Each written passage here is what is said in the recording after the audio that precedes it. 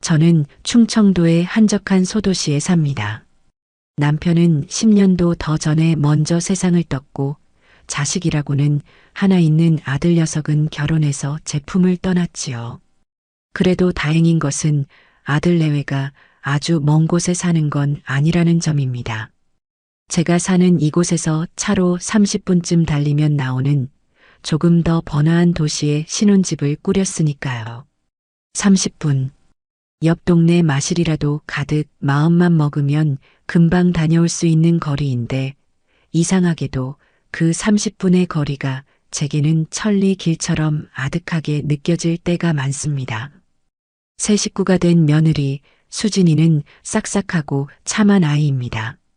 저를 어려워하는 기색이 역력하면서도 어떻게든 잘해 보이려고 애쓰는 모습이 빤히 보여요.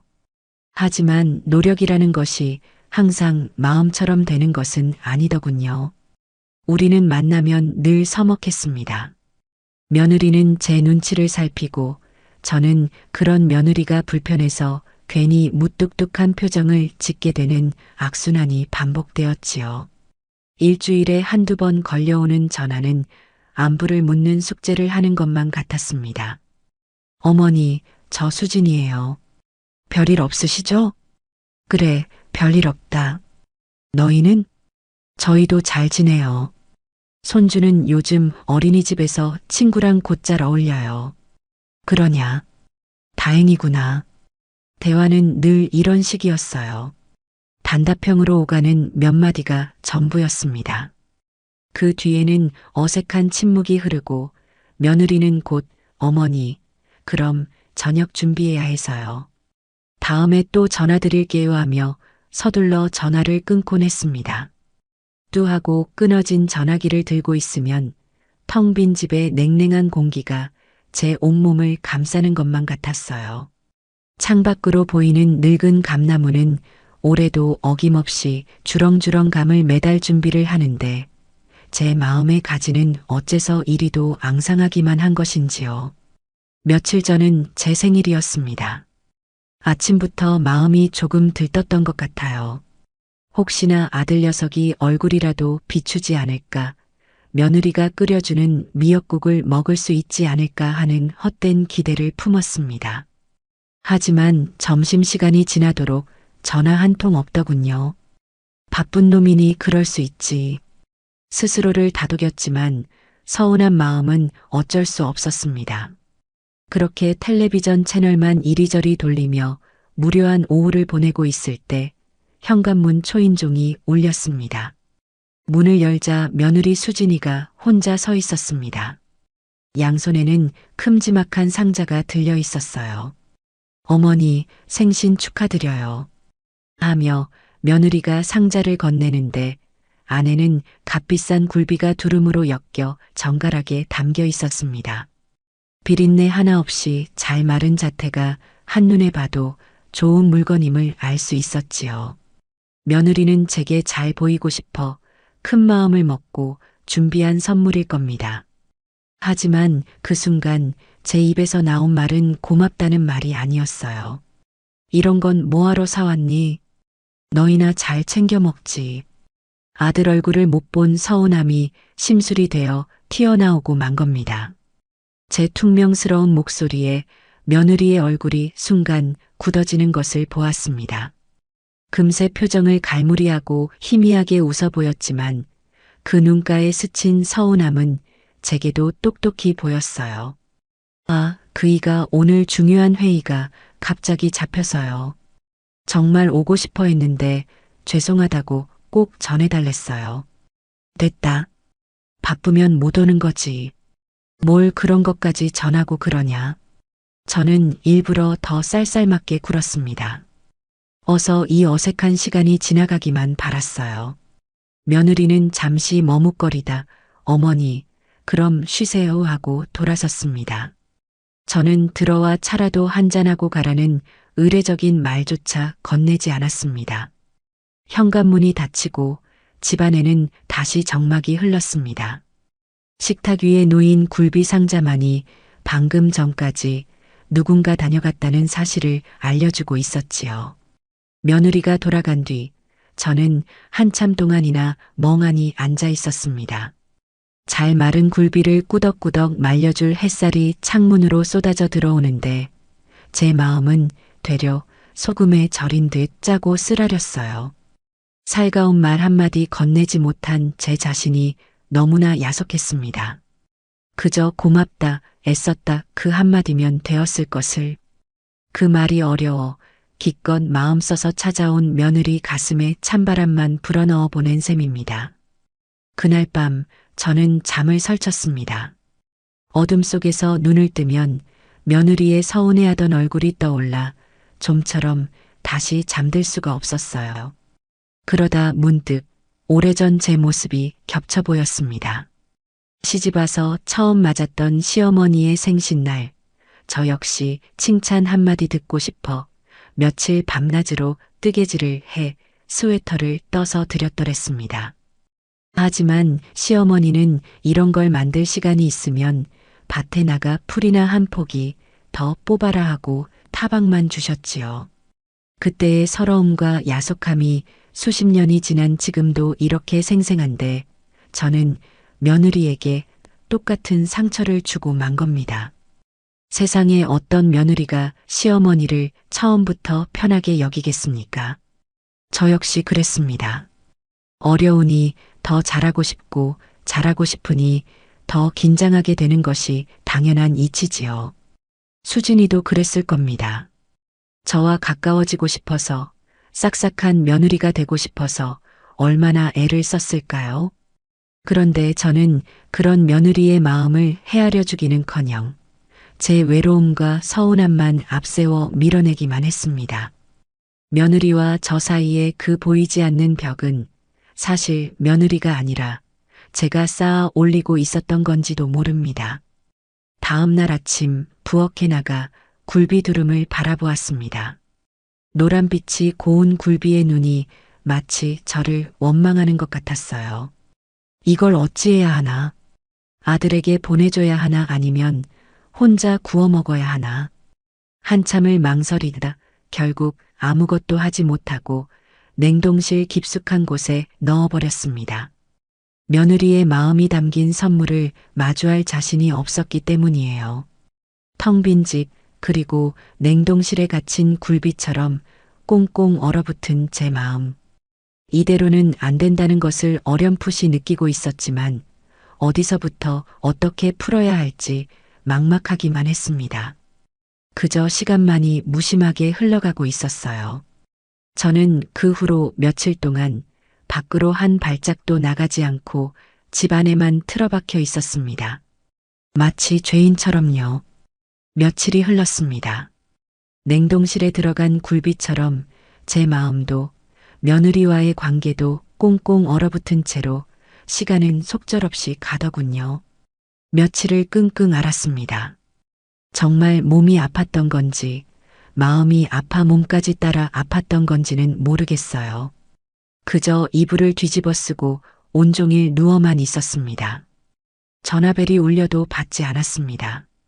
아들이나 며느리일 것이 뻔한데 무슨 말을 해야 할지 몰랐기 때문입니다. 미안하다는 말은 목구멍까지 차올랐다가도 막상 입 밖으로 나오지는 않았습니다. 수십 년 묵은 제 자존심이 그깟 자존심이 뭔지 발목을 붙잡는 것 같았어요.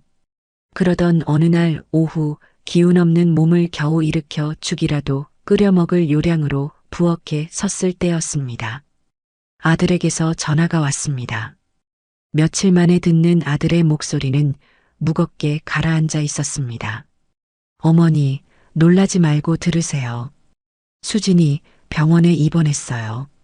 순간 손에 들고 있던 국자를 바닥에 떨어뜨리고 말았습니다.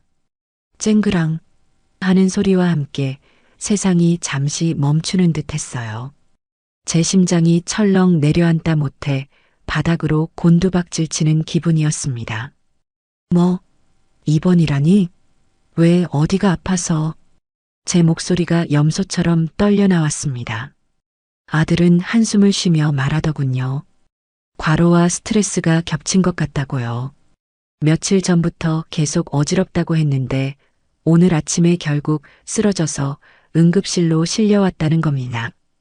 순간 제 생일날 혼자 굴비 상자를 들고 왔던 며느리의 하얗게 질린 얼굴이 눈앞에 선명하게 떠올랐습니다. 제 모진 말이, 그 차가운 냉대가 며느리를 붙잡고 있던 마지막 힘마저 앗아간 것은 아닐까?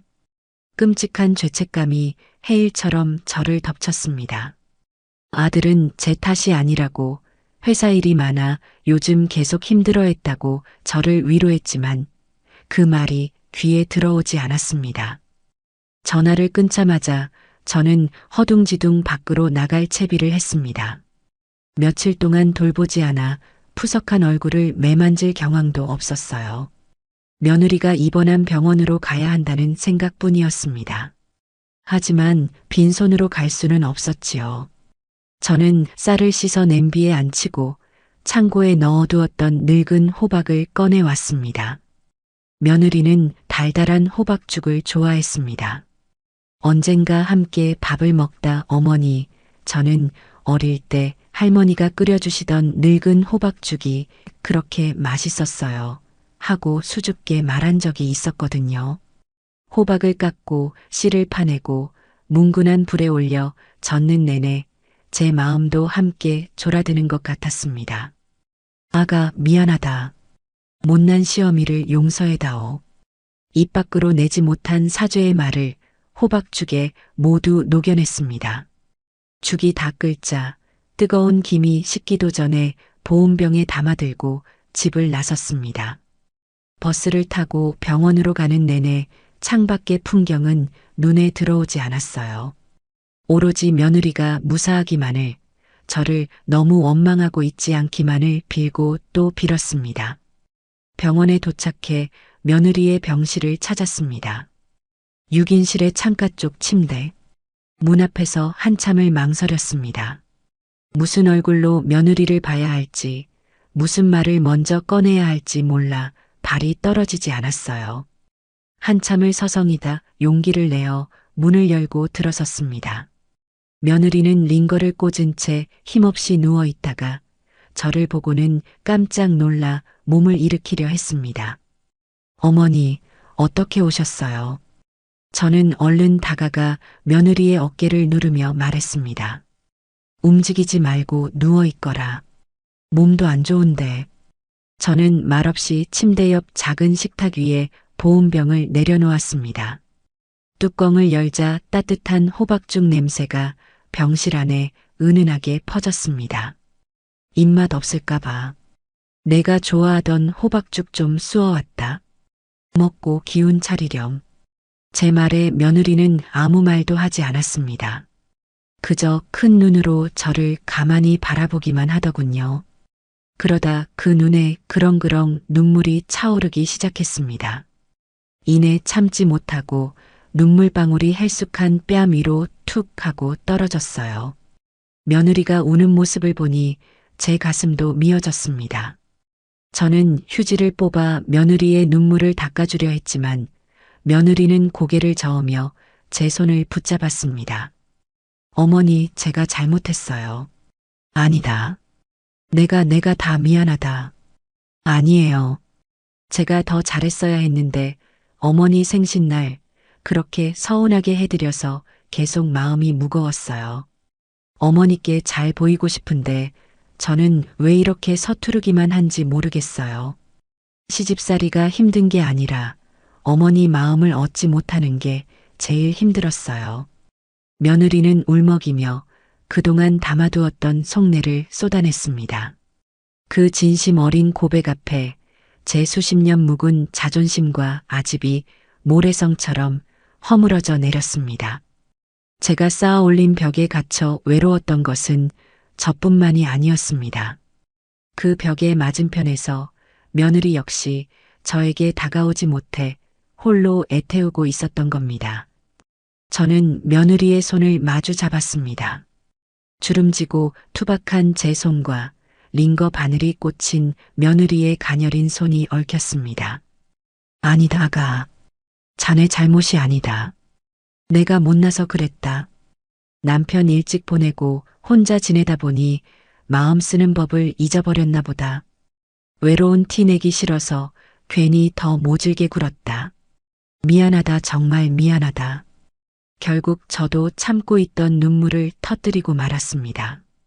우리는 한참 동안 서로의 손을 잡고 소리내어 울었습니다. 병실의 다른 환자들이 쳐다보는 것도 의식하지 못했어요. 그 눈물은 그동안 우리 사이에 쌓여있던 서먹함과 오해, 미움과 원망을 모두 씻어내리는 것만 같았습니다. 마음의 둑이 한 번에 무너져 내리는 순간이었습니다. 한참을 울고 나자 신기하게도 마음이 편안해졌습니다. 저는 며느리의 눈물을 닦아주고 며느리는 제 눈물을 닦아주었습니다. 그리고 우리는 처음으로 서로를 보며 옅게 웃었습니다. 그제야 저는 며느리에게 호박죽을 한 숟가락 떠서 입에 넣어 주었습니다. 며느리는 아기 새처럼 입을 벌려 죽을 받아 먹으며 맛있어요, 어머니 하고 속삭였습니다. 그 한마디가 제게는 세상 가장 큰 위로와 용서처럼 들렸습니다. 며느리는 며칠 뒤 무사히 퇴원했습니다. 그날 이후 우리는 눈에 띄게 가까워졌어요. 하지만 며느리의 일상은 여전히 고단해 보였습니다. 맞벌이를 하며 어린 손주를 돌보는 일은 결코 녹록지 않았지요. 특히 제 마음에 가장 크게 박힌 것은 며느리의 발이었습니다. 며느리네 집에는 차가 없었습니다. 아들 녀석 월급으로는 대출금을 갚고 생활비를 대기에도 벅찼기 때문입니다. 그래서 며느리는 늘 버스를 이용해야만 했어요. 어느 비가 추적추적 내리던 날이었습니다. 무릎이 쑤셔서 파스라도 사러 나갔다가 정류장에서 버스를 기다리게 되었습니다. 그때 마침 읍내로 나갔던 며느리가 탄 버스가 도착하더군요. 며느리는 한 손에는 잠든 손주를 안고 다른 한 손에는 장바구니와 아이의 가방을 주렁주렁 든 채 위태롭게 버스 계단을 내려오고 있었습니다. 우산은커녕 비를 피할 손조차 없어 보였어요. 빗물에 축축하게 젖은 머리카락이 헬쑥한 뺨에 달라붙어 있는 모습이 어찌나 안쓰럽던지요. 저는 저도 모르게 달려가 손주를 받아 안고 제 우산을 씌워주었습니다. 어머니, 저를 보고 깜짝 놀란 며느리의 얼굴에는 반가움보다 지친 기색이 역력했습니다. 아이고, 이게 무슨 고생이냐. 비까지 오는데 애를 데리고. 손주가 갑자기 열이 좀 나서요. 병원 다녀오는 길이에요. 며느리의 말에 가슴이 쿵 내려앉았습니다. 아픈 아이를 안고 그 많은 짐을 들고 비까지 맞으며 버스를 몇 번이나 갈아타고 다녔을 생각을 하니 눈시울이 뜨거워졌습니다. 그날 저는 며느리와 손주를 집으로 데려와 따뜻한 물에 씻기고 새 옷으로 갈아입혔습니다. 곤히 잠든 손주의 얼굴과 지쳐서 꾸벅꾸벅 조는 며느리의 모습을 번갈아 보며 저는 깊은 생각에 잠겼습니다. 저 고단한 어깨의 짐을 조금이라도 덜어주고 싶었어요. 그러다 문득 한 가지 생각이 제 머리를 스치고 지나갔습니다. 그날 밤 저는 장롱 깊숙한 곳에 넣어두었던 묵직한 상자 하나를 꺼냈습니다. 상자 안에는 제가 평생을 아끼고 모아온 적금 통장들이 들어 있었어요. 남편과 사별하고 굳은 일 마다 않고 억척같이 살아오며 제 노후를 위해 부어온 돈이었습니다. 통장 표지는 누렇게 바랬고 그 안에는 수십 년의 세월 동안 찍힌 도장들이 빼곡했습니다. 이 돈만큼은 무슨 일이 있어도 쓰지 않으리라 다짐했건만 며칠 전 비를 맞으며 힘겹게 버스에서 내리던 며느리의 모습이 눈앞에 어른거렸습니다. 내가 이 돈을 쥐고 늙어서 편하게 살면 뭘 하나. 내 자식들이 저렇게 고생하는데 밤새 통장을 앞에 두고 고민했습니다. 제 노후에 대한 불안감과 며느리에 대한 안쓰러움이 마음속에서 치열하게 싸웠습니다. 하지만 동이 틀 무렵 제 마음은 이미 한쪽으로 기울어 있었습니다. 다음 날 아침 저는 가장 만기가 많이 남은 통장 하나를 들고 은행으로 향했습니다. 해지 신청서에 도장을 찍는 손이 아주 살짝 떨렸지만 마음은 오히려 날아갈 듯 가벼웠어요. 돈을 찾아 곧장 향한 곳은 중고차 매매단지였습니다. 새 차를 사줄 형편은 못 되었지만 작고 튼튼한 중고차 한 대쯤은 마련해 줄 수 있을 것 같았어요. 딜러의 설명을 들어가며 여러 차를 둘러보았습니다. 그러다 제 눈에 쏙 들어오는 차 한 대를 발견했습니다. 맑은 하늘색의 아담한 경차였어요. 마치 며느리의 맑은 눈동자를 닮은 것 같았습니다. 주행거리도 짧고 사고 이력도 깨끗하다는 말에 저는 더 이상 망설이지 않고 그 차를 계약했습니다. 며칠 뒤 저는 며느리에게 전화를 걸었습니다. 잠시 드릴 말씀이 있으니 집 앞으로 나와보라고요. 며느리는 무슨 일이냐며 걱정스러운 목소리로 달려나왔습니다. 저는 아무 말 없이 며느리를 데리고 골목에 세워둔 하늘색 경차 앞으로 갔습니다. 어머니, 이건 무슨 차예요? 그래, 이제 너 차다. 저는 품에서 자동차 키를 꺼내 며느리에게 건넸습니다. 며느리는 어리둥절한 표정으로 저와 자동차를 번갈아 쳐다보더군요. 어머니, 이게 무슨 말씀이세요? 제가 이걸 어떻게 받아요? 말도 안 돼요. 며느리는 기겁하며 손사래를 쳤습니다. 저는 그런 며느리의 손에 억지로 열쇠를 쥐어주었습니다. 이건 내가 자네에게 주는 첫 선물이다. 비 맞고 다니는 거, 아픈 손주 들쳐 업고 버스 타는 거, 이젠 못 보겠다. 거절하지 말고 받아라. 이건 자네를 위한 것이기도 하지만 내 손주를 위한 것이기도 하니까. 제 진심 어린 말에 며느리는 끝내 울음을 터뜨리고 말았습니다. 그 자리에 주저앉아 어린아이처럼 엉엉 우는 며느리를 보니 저 역시 눈물이 핑 돌았습니다. 며느리는 한참을 울다 고개를 들고 말했어요. 어머니 감사합니다. 정말 감사합니다. 평생 잊지 않을게요. 그날 오후 우리는 함께 첫 시승에 나섰습니다. 며느리가 운전하는 차의 조수석에 앉아 동네를 한 바퀴 도는데 세상을 다 얻은 것처럼 마음이 뿌듯했습니다. 좁고 덜컹거리는 경차였지만 제게는 그 어떤 고급 세단보다 훌륭하고 대단한 차였습니다. 그 차는 단순한 이동수단이 아니었어요. 그것은 며느리를 향한 저의 미안함과 사랑이었고 우리 가족의 새로운 길을 열어줄 희망의 증표였습니다. 하늘색 경차가 생긴 이후 우리 집에는 웃음소리가 끊이지 않았습니다. 30분이라는 거리는 이제 아무런 장애물이 되지 못했어요. 며느리는 시시때때로 손주를 데리고 저를 찾아왔습니다. 마트에서 1+1 행사를 하는 두부 한 모를 사들고 오기도 하고 갓 무친 겉절이가 맛있다며 반찬통을 들고 오기도 했지요. 그러면 저는 손주가 좋아하는 생선을 굽고 며느리와 함께 마주 앉아 늦은 점심을 먹었습니다. 우리는 그동안 못다한 이야기를 나누었습니다. 며느리의 어린 시절 이야기, 아들 녀석의 연애 시절 흑역사, 드라마 주인공요까지. 이제 우리 사이에 가릴 것이나 어려운 것은 아무것도 없었습니다. 차가 생기니 행동 반경도 넓어졌습니다. 우리는 함께 읍내 오일장에 가서 파릇파릇한 채소를 사고 튀김이며 떡볶이를 사 먹으며 군것질도 했습니다. 어떤 날은 차를 몰고 조금 더 멀리 나가 호숫가 근처 찻집에 앉아 유자차를 마시기도 했어요. 차창 밖으로 스쳐 지나가는 풍경을 보며 며느리가 말했습니다. 어머니, 차가 있으니 정말 좋네요.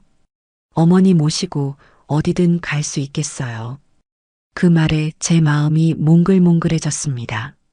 평생 누군가에게 의지하기보다 책임져야 하는 삶을 살아온 제게 며느리의 그 말은 따뜻한 위로처럼 다가왔습니다. 그러던 어느 비 오는 주말이었습니다.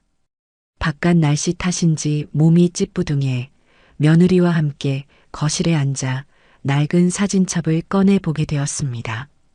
빛바랜 흑백 사진 속에는 제 젊은 시절이 고스란히 담겨 있었지요.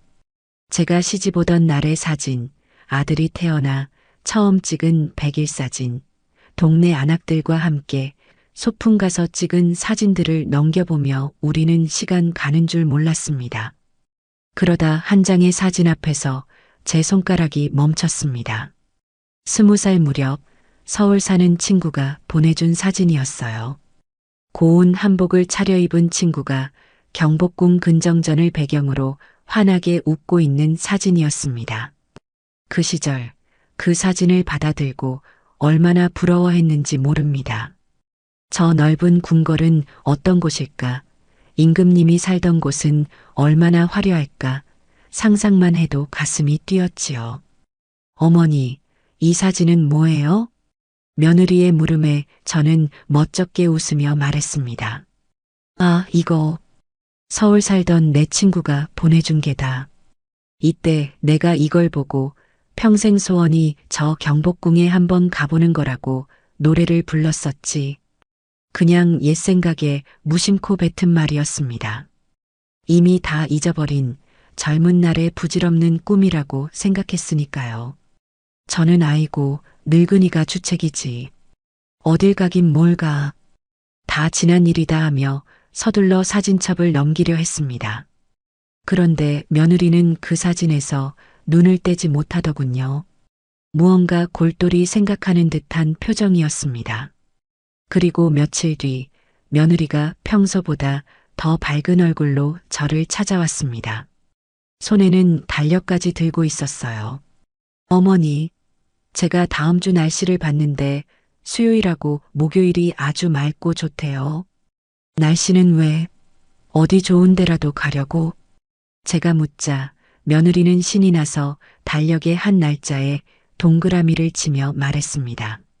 네, 우리 경복궁 가요. 저는 제 귀를 의심했습니다. 경복궁이라니? 그걸 아직도 마음에 두고 있었느냐? 그럼요. 어머니 평생 소원이라면서요. 제가 꼭 모시고 가야죠. 며느리는 마치 자기 일처럼 들떠 있었어요. 저는 손사래를 쳤습니다. 됐다. 무슨 경복궁이냐? 서울길이 얼마나 복잡한데. 이 늙은이 데리고 고생 말고 너희들이나 다녀오너라. 하지만 며느리는 단호했습니다. 아니에요, 어머니. 저 운전 잘해요. 그리고 이 차가 있잖아요. 며느리는 창밖에 하늘색 경차를 가리키며 자랑스럽게 말했습니다. 어머니 소원, 우리 붕붕이가 이뤄드릴 거예요. 약속했으니 무조건 가시는 거예요. 아셨죠? 며느리의 성화에 저는 마지못해 고개를 끄덕였습니다. 그런데 이상하게도 마음 한구석에서 잊고 지냈던 설렘이 피어오르기 시작했습니다. 그날 밤 저는 잠자리에 누워 경복궁에 가는 제 모습을 상상해 보았습니다. 텔레비전에서만 보던 넓은 궁궐을 걷고 아름다운 경회루를 보고 향원정의 연꽃 향기를 맡는 상상. 까맣게 잊고 살았던 젊은 날의 꿈이 며느리 덕분에 다시 제 심장을 뛰게 만들고 있었습니다. 창밖을 내다보니 어둠 속에서 달빛을 받은 하늘색 경차가 자그맣게 빛나고 있었습니다. 저 작은 차가 정말로 제 평생의 꿈을 이뤄줄 수 있을까요? 그날 이후 저는 달력에 동그라미 쳐진 날짜만 손꼽아 기다리는 소풍 전날의 어린아이가 되었습니다. 드디어 약속의 날이 밝았습니다. 저는 동이 트기도 전인 이른 새벽에 눈을 떴습니다. 밤새 설레는 마음에 몇 번이나 잠을 깼는지 모릅니다. 창밖은 아직 푸르스름한 어둠에 잠겨 있었지만 제 마음은 벌써 환한 대낮이었습니다. 수십 년 만에 처음 느껴보는 마치 어린 시절 소풍 가기 전날 밤 같은 두근거림이었습니다.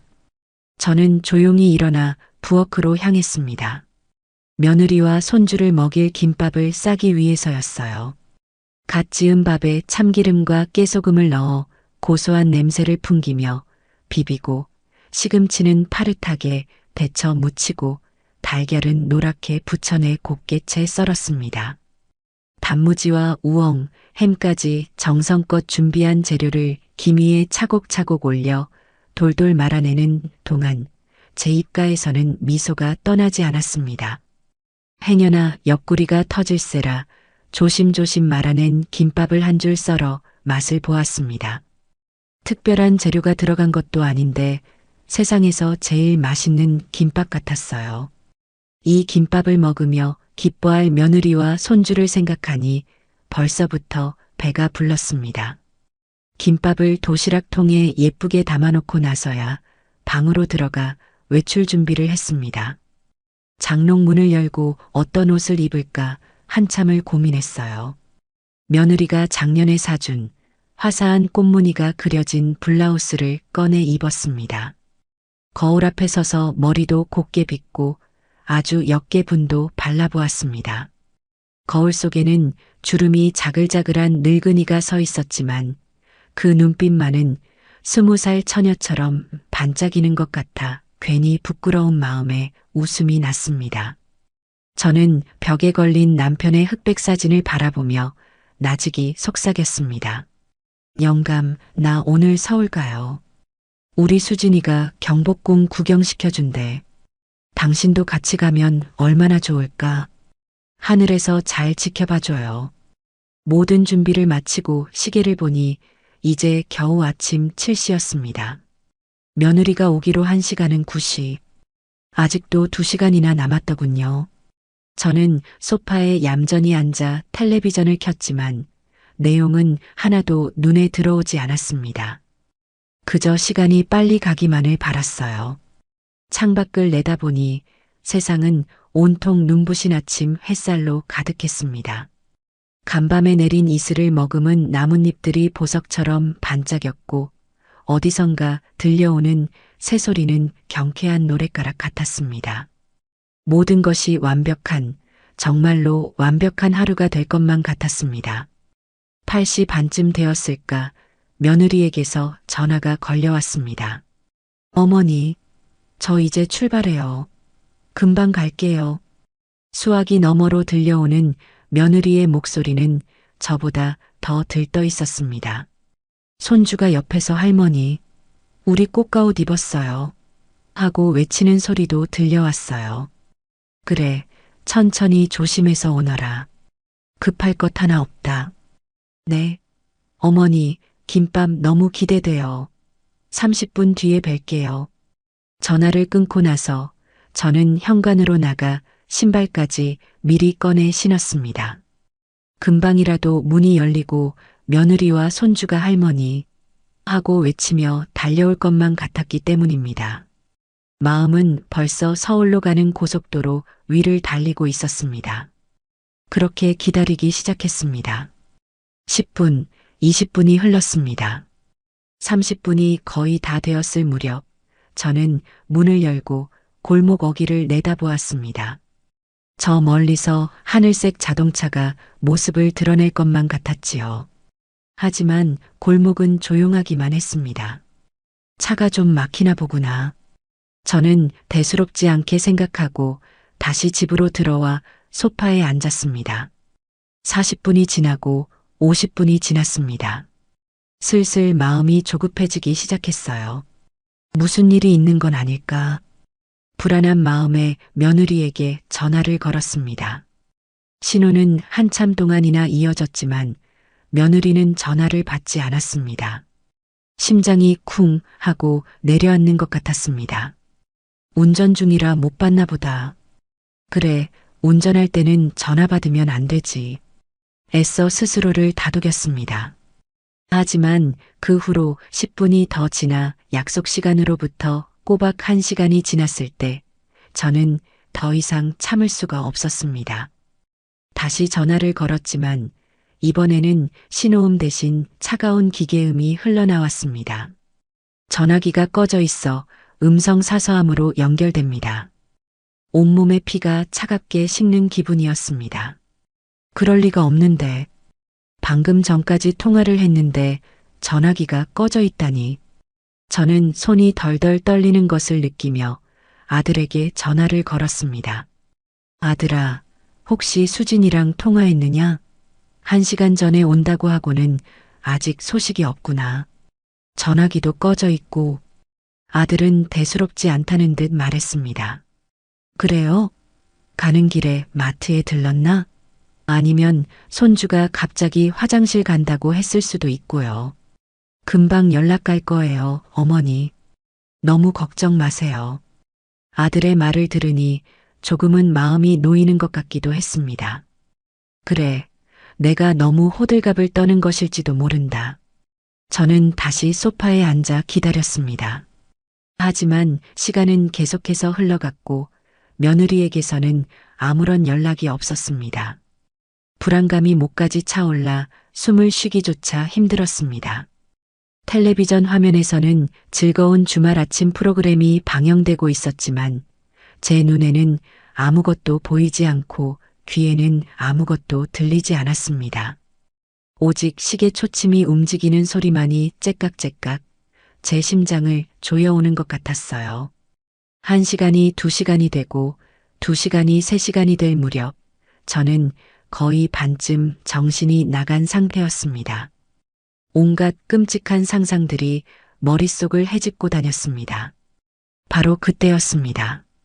낯선 번호로 전화가 걸려온 것은 저는 심장이 멎는 듯한 기분으로 조심스럽게 통화 버튼을 눌렀습니다. 여보세요? 혹시 박수진 씨 보호자 되십니까? 수화기 너머에서 들려온 차분하고 사무적인 남자의 목소리. 그 목소리가 제게는 사형 선고처럼 들렸습니다. 네, 맞는데요. 우리 며느리인데요. 무슨 일이신가요?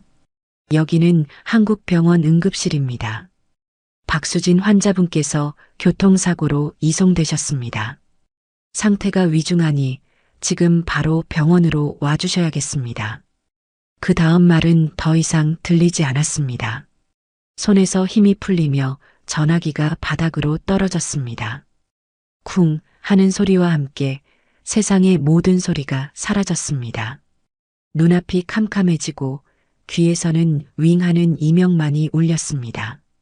교통사고, 위중, 그 단어들이 망치가 되어 제 머리를 사정없이 내리치는 것 같았습니다. 식탁 위에 고이 놓여있던 김밥 도시락이 눈에 들어왔습니다. 조금 전까지만 해도 희망과 설렘의 상징이었던 그 김밥이 이제는 세상에서 가장 끔찍하고 잔인한 물건처럼 보였습니다. 어떻게 정신을 차리고 아들에게 연락했는지, 또 어떻게 택시를 잡아 타고 병원으로 향했는지 기억이 희미합니다. 그저 제 몸이 아닌 것처럼 움직였을 뿐이에요. 택시를 타고 가는 내내 저는 창밖으로 스쳐 지나가는 풍경을 보며 이건 꿈이다. 제발 꿈이어야만 한다고 수없이 되뇌었습니다. 하지만 차창에 비친 제 얼굴은 끔찍할 정도로 현실이었습니다. 하얗게 질린 얼굴, 공포에 질려 풀려버린 눈동자. 병원 응급실 입구에 도착하자마자 아들이 저를 발견하고 달려왔습니다. 어머니. 아들의 얼굴은 제가 평생 본 적 없는 모습이었습니다. 핏기라고는 하나도 없이 새하얗게 질려 있었고 두 눈은 시뻘겋게 충혈되어 넋이 나간 사람 같았어요. 아들의 얼굴을 본 순간 저는 이것이 끔찍한 현실임을 인정할 수밖에 없었습니다. 다리에 힘이 풀려 주저앉으려는 저를 아들이 가까스로 부축했습니다. 수진이는? 우리 며느리는 어찌 되었느냐? 아들은 입술을 깨물며 아무 말도 하지 못했습니다. 그저 저를 이끌고 응급실 안으로 들어갈 뿐이었어요. 응급실 내부는 그야말로 아수라장이었습니다. 피냄새와 소독약 냄새가 역겹게 뒤섞여 코를 찔렀고 사방에서는 고통스러운 신음소리와 다급한 의료진의 목소리, 기계음이 끊임없이 울려 퍼졌습니다. 그 지옥 같은 풍경 속에서 저는 커튼이 쳐진 한 침대 앞에 멈춰 섰습니다. 아들이 망설이며 커튼을 걷는 순간 저는 숨을 멈췄습니다. 침대 위에는 제 며느리 수진이가 누워 있었습니다. 하지만 그 모습은 제가 알던 며느리가 아니었어요. 머리에는 붕대가 감겨 있었고 얼굴은 알아볼 수 없을 정도로 붓고 긁힌 상처투성이었습니다. 목에는 보호대가 채워져 있었고 이불 밖으로 나온 팔과 다리에는 시퍼런 멍과 함께 깁스가 채워져 있었습니다. 산소호흡기에 의지한 채 미동도 없이 누워있는 며느리의 모습은 마치 아가 수진아. 저는 저도 모르게 며느리에게 다가가려 했지만 간호사가 저를 막아섰습니다. 환자가 안정을 취해야 한다고요. 저는 그 자리에 얼어붙은 채 제 며느리의 처참한 모습을 그저 바라볼 수밖에 없었습니다. 손주는 어디 있느냐는 제 물음에 아들은 목이 맨 목소리로 대답했습니다. 다행히 손주는 뒷좌석 카시트에 앉아 있어 가벼운 타박상만 입고 다른 병실에 있다고 했습니다.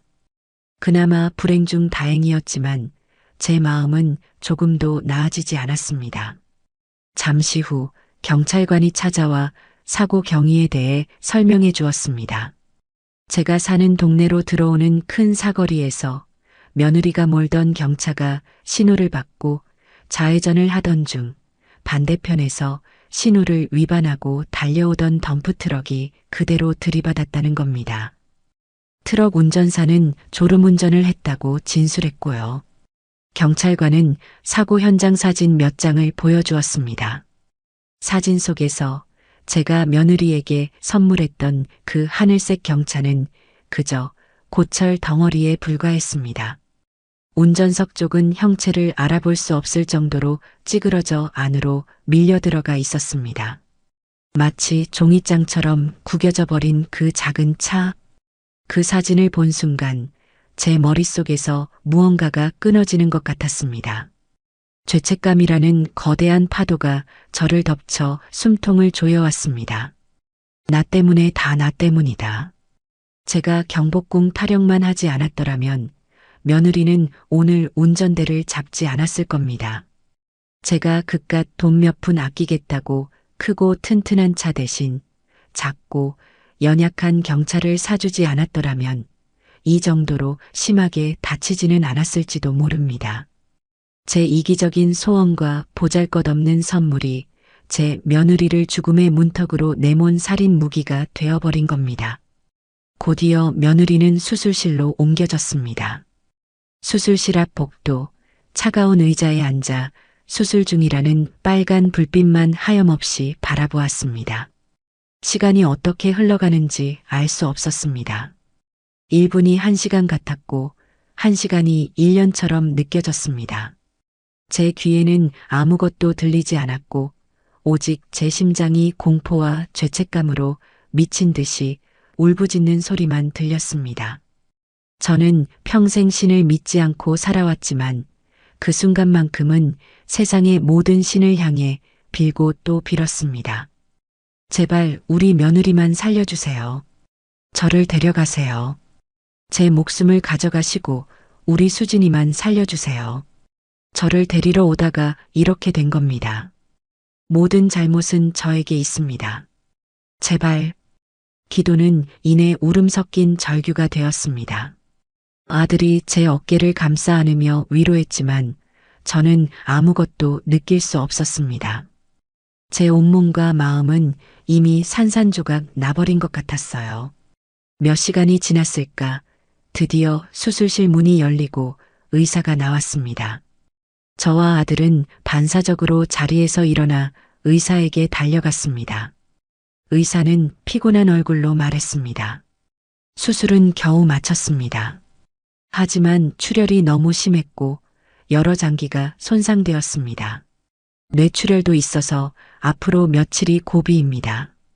마음의 준비를 하시는 게 좋겠습니다. 마음의 준비라니. 그 말이 무슨 뜻인지 몰라 저는 멍하니 서 있었습니다. 하지만 아들의 얼굴이 무너져 내리는 것을 보고 그 말의 의미를 깨달았습니다. 의사의 마지막 말이 비수처럼 날아와 제 심장에 깊숙이 박혔습니다. 제 세상이 완전히 무너져 내리는 순간이었습니다. 며느리는 중환자실로 옮겨졌습니다. 사방이 하얀 벽으로 둘러싸인 그곳은 마치 이 세상이 아닌 공간 같았어요. 온갖 기계들이 쉴 새 없이 삐, 삐 소리를 내며 작동하고 있었고 그 소리 하나하나가 제 수명을 깎아내는 것만 같았습니다. 며느리는 수많은 튜브와 전선을 몸에 연결한 채 미동도 없이 누워 있었습니다. 얼굴의 붓기는 더 심해졌고 숨소리마저 기계에 의존하고 있는 모습은 차마 눈을 뜨고 보기 힘들 정도였습니다. 면회 시간은 하루에 단 2번, 30분씩만 허락되었습니다. 그 외의 시간에 저는 중환자실 앞 복도를 떠나지 않았습니다. 아들은 저더러 집에 가서 좀 쉬라고 교대로 간호하자고 했지만 저는 고개를 저었습니다. 아니다. 내가 여기 있어야 한다. 내가 우리 아가 곁을 지켜야 한다. 이건 단순한 고집이 아니었어요. 며느리를 이렇게 만든 장본인인 제가 어떻게 발 뻗고 편히 쉴 수 있겠습니까? 이 차가운 병원 복도야말로 제가 있어야 할 자리이고 며느리가 겪는 고통의 1/1000이라도 함께 느끼는 것이 제가 받아야 할 벌이라고 생각했습니다. 저는 식사도 거른 채 그저 멍하니 중환자실 유리창 너머로 며느리를 바라보며 시간을 보냈습니다. 며칠이 지옥처럼 흘러갔습니다. 며느리의 상태는 나아질 기미를 보이지 않았어요. 의사는 매일같이 와서 희망적이지 않은 이야기만 늘어놓았습니다. 그럴 때마다 제 심장은 갈기갈기 찢겨나가는 것 같았지요. 내가 대신 아팠으면, 차라리 내가 저기 누워 있었으면, 하루에도 수천 번씩 그런 생각을 했습니다. 그러다 일주일쯤 지났을까요? 기적 같은 일이 일어났습니다. 의사가 며느리의 상태가 조금 안정되었다며 일반 병실로 옮겨도 좋겠다는 말을 한 겁니다. 그 말을 듣는 순간 막혔던 숨이 터져 나오며 다리에 힘이 풀려 주저앉고 말았습니다. 아들을 부축을 받으며 겨우 일어서서 눈물범벅이 된 얼굴로 의사에게 몇 번이고 허리를 숙여 감사하다고 말했습니다. 일반 병실로 옮겨진 며느리는 여전히 의식이 없었지만 중환자실에 있을 때보다는 훨씬 편안해 보였습니다. 저는 며느리의 침대 옆에 작은 간이 침대를 놓고 그곳에서 숙식을 해결하며 며느리를 간호하기 시작했습니다. 매일 아침 따뜻한 물수건으로 며느리의 얼굴과 팔다리를 닦아주었습니다. 움직이지 못하는 며느리의 몸에 욕창이 생길까봐 2시간마다 한 번씩 몸의 위치를 바꿔주었어요. 그리고 쉴 새 없이 며느리에게 말을 걸었습니다. 수진아, 어미 목소리 들리니? 얼른 일어나야지. 우리 손주가 엄마 보고 싶다고 매일 운다. 자네가 좋아하는 호박죽 또 끓여놨어. 일어나서 한 숟갈만 먹어보렴. 대답 없는 며느리에게 말을 거는 일은 허공에 소리치는 것처럼 외롭고 고된 일이었습니다. 하지만 저는 멈추지 않았어요. 제 목소리가, 제 정성이 며느리를 깊은 잠에서 깨울 수 있을 거라고 굳게 믿었습니다. 그러던 어느 날 오후였습니다. 그날도 저는 며느리의 손을 잡고 시시콜콜한 동네 이야기를 들려주고 있었어요. 그때 제 손을 잡고 있던 며느리의 손가락이 아주 미세하게 움찔하는 것이 느껴졌습니다. 수진아. 저는 깜짝 놀라 며느리의 얼굴을 들여다보았습니다. 그러자 거짓말처럼 며느리의 눈꺼풀이 파르르 떨리더니 아주 천천히 힘겹게 들어 올려졌습니다. 몇 주 만에 처음으로 보는 초점이 흐릿한 며느리의 눈동자였습니다. 아가, 정신이 드는 게냐? 나다 어미냐? 저는 울면서 며느리의 이름을 불렀습니다. 며느리의 입술이 아주 작게 움직였습니다. 무슨 말을 하려는 것 같았어요. 저는 며느리의 입가에 귀를 가까이 가져다 댔습니다. 그리고 들려온 며느리의 목소리. 그 목소리는 제 심장을 산산조각 내기에 충분했습니다. 어머님 경복궁 못 가서 죄송해요. 가냘프게 갈라지는 목소리. 자신은 사경을 헤매고 있으면서 깨어나자마자 내뱉은 첫마디가 저에 대한 사과라니. 그 순간 제 안에 있던 무언가가 와르르 무너져 내렸습니다. 미안함과 죄책감, 그리고 며느리에 대한 애틋함이 뒤섞여 폭포수 같은 눈물이 쏟아졌습니다. 아니다가. 그런 말하지 마라. 경복궁이 다 무엇이냐. 자네만 무사하면 된다. 자네만 괜찮으면 나는 아무것도 필요 없다. 제발 제발 그런 말하지 마라. 저는 며느리의 손을 붙잡고 어린아이처럼 울부짖었습니다. 며느리는 그 말을 끝으로 다시 깊은 잠에 빠져들었습니다. 하지만 그것은 분명 좋은 신호였습니다. 며느리가 깨어났다는 사실만으로도 제게는 구원이었습니다. 그날 이후 저는 더욱더 헌신적으로 며느리를 간호했습니다. 며느리가 의식을 되찾고 미움을 넘기고 저를 보며 희미하게나마 웃어 보이기까지. 그 모든 과정은 기나긴 고통의 시간이었지만 동시에 제게는 속죄와 희망의 시간이었습니다. 며느리가 한 뼘 나아질 때마다 저는 100뼘만큼의 삶의 의지를 되찾았습니다. 며느리가 그 길고 어둡던 무의식의 터널을 지나 마침내 제 목소리에 눈을 뜨던 날, 제 세상은 다시 시작되는 듯 했습니다. 하지만 그것은 온전한 기쁨이 아니었습니다. 며느리의 회복이라는 한 줄기 빛이 강해질수록 제 마음속 죄책감이라는 그림자는 더욱 짙고 선명하게 드리워졌으니까요. 그것은 이제 단순한 후회를 넘어 제 일상을 좀먹는 끔찍한 병이 되어가고 있었습니다. 저는 병원 창밖으로 보이는 도로를 이전보다 더 자주, 더 오래도록 내려다보았습니다. 수많은 차들이 엇갈리는 모습을 보고 있으면 저도 모르게 손에 땀이 차고 숨이 가빠졌습니다. 특히 작고 아담한 차, 그 중에서도 하늘색과 비슷한 푸른 계열의 차가 시야에 들어올 때면 심장이 바닥으로 곤두박질 치는 것 같았습니다. 사고 현장의 처참한 사진이 눈앞에 겹쳐 보이며 귀에서는 쇠가 찢어지는 끔찍한 파열음이 울리는 듯 했지요. 어느 날 밤 꾸벅꾸벅 졸다 잠이 들었을 때였습니다. 저는 또 그 악몽을 꾸었습니다. 안개가 자욱하게 깔린 사거리 한복판에 흉측하게 구겨진 하늘색 경차가 서 있었습니다. 부서진 차창 너머로 며느리가 저를 보며 원망스럽게 속삭였습니다. 어머니, 왜 저를 이 작은 차에 태우셨어요? 그러자 이번에는 찌그러진 차체가 기괴한 목소리로 저를 비웃었습니다. 너가 나를 골랐잖아. 너의 마음이 가난해서, 너의 속이 좁아서 가장 작고 보잘것없는 나를 너의 며느리에게 던져줬잖아. 이건 모두 너의 탓이야. 그 섬뜩한 목소리에 비명을 지르며 잠에서 깨어났습니다. 온몸은 식은땀으로 축축했고 심장은 갈비뼈를 부술 듯이 날뛰고 있었습니다. 저는 소리 없이 입을 틀어막고 화장실로 달려가 거친 숨을 몰아쉬었습니다. 거울 속에는 공포와 죄책감으로 일그러진 낯선 늙은이의 얼굴이 있었습니다. 그날 이후 저는 잠드는 것이 죽기보다 두려워졌습니다. 밤마다 간이 침대에 앉아 뜬 눈으로 밤을 새우는 날이 허다했지요. 제 상태가 심상치 않음을 눈치챈 아들이 어느 날 조심스럽게 말을 꺼냈습니다. 어머니, 안색이 너무 안 좋으세요. 잠도 제대로 못 주무시는 것 같고요.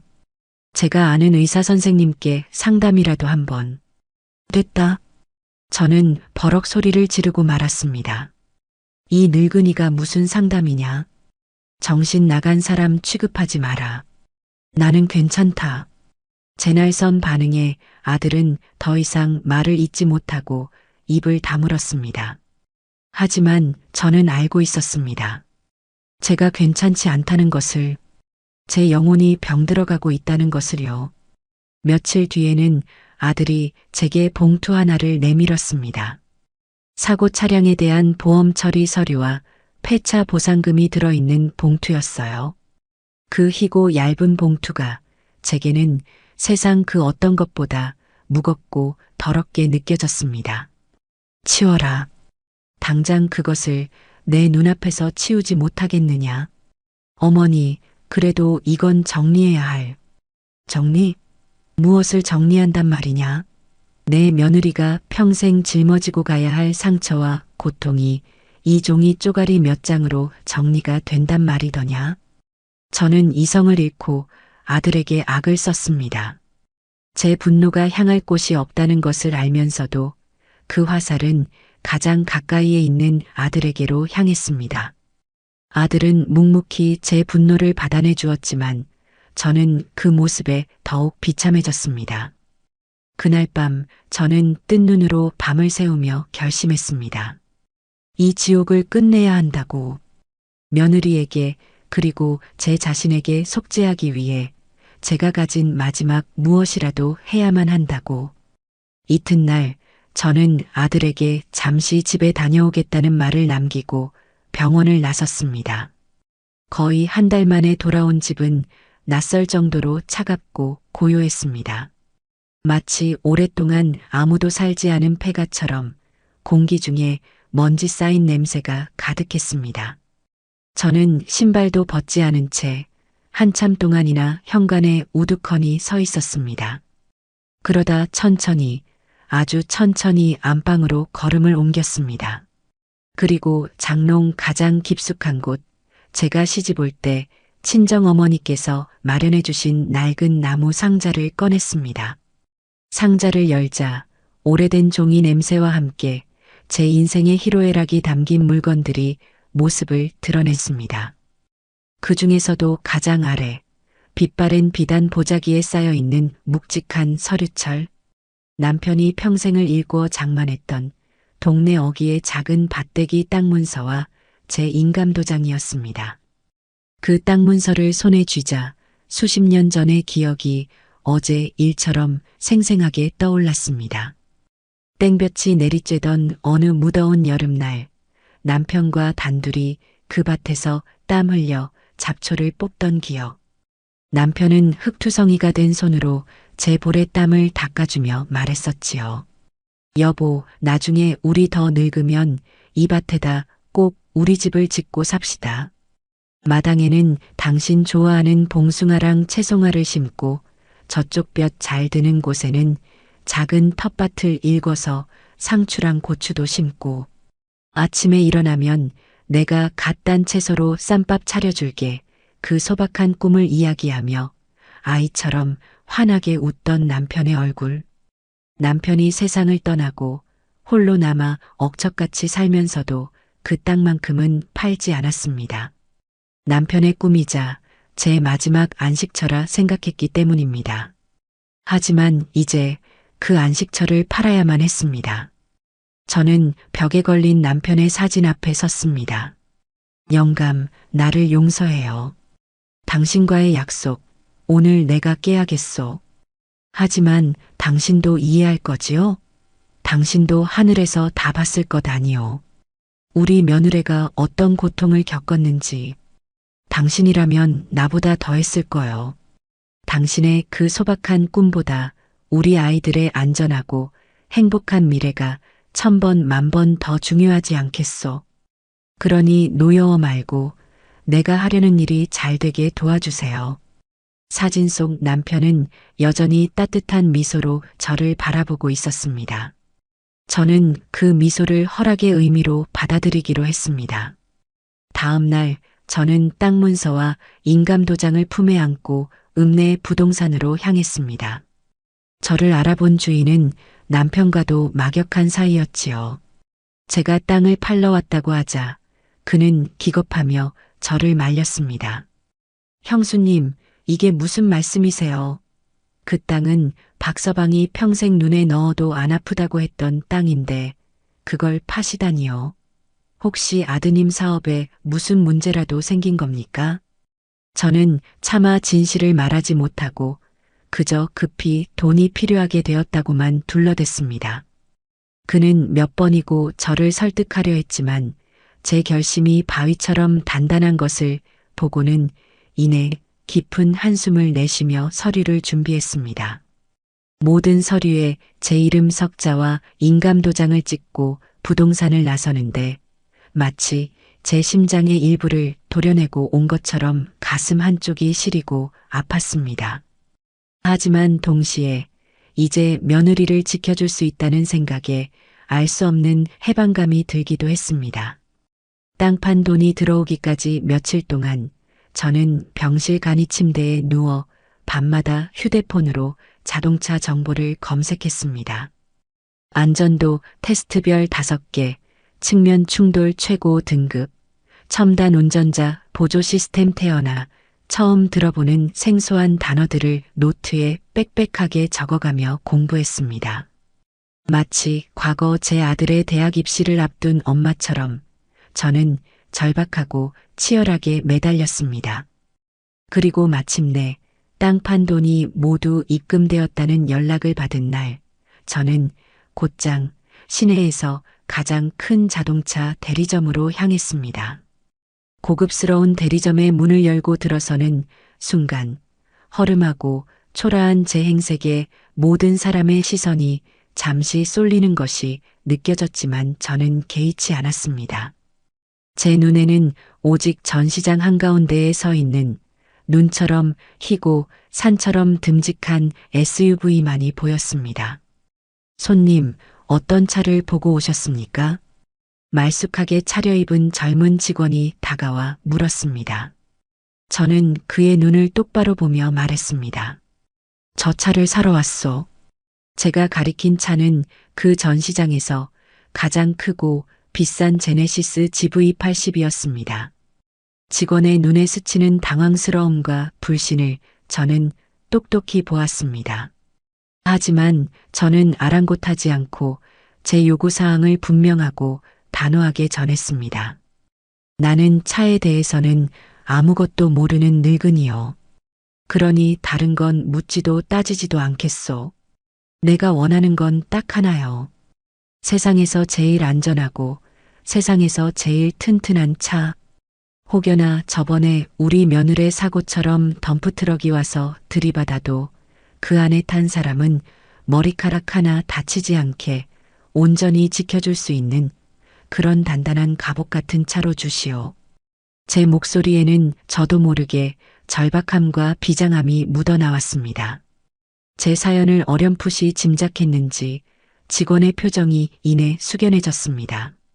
그는 더 이상 불필요한 질문을 하지 않고 제가 원하는 바로 그 차의 계약서를 가지고 왔습니다. 수많은 0이 찍힌 액수를 확인하지도 않은 채 저는 제 이름 석자를 꾹꾹 눌렀었습니다. 그것은 단순한 자동차 계약이 아니었습니다. 며느리의 남은 인생에 대한 저의 흔들리지 않는 약속이자 제 남은 모든 것을 건 간절한 맹세였습니다. 몇 달의 시간이 흐르는 동안 며느리는 마치 말라붙었던 화초에 물을 주듯 하루가 다르게 생기를 되찾아갔습니다. 물론 그 과정은 결코 순탄하지 않았습니다. 밤마다 뼈를 깎는 듯한 통증으로 신음하며 잠 못 이루었고 자신의 의지대로 움직여주지 않는 몸을 보며 절망감에 눈물을 쏟는 날도 부지기수였습니다. 그럴 때마다 저는 며느리의 곁을 묵묵히 지키며 손을 잡아주고 등을 쓸어주었습니다.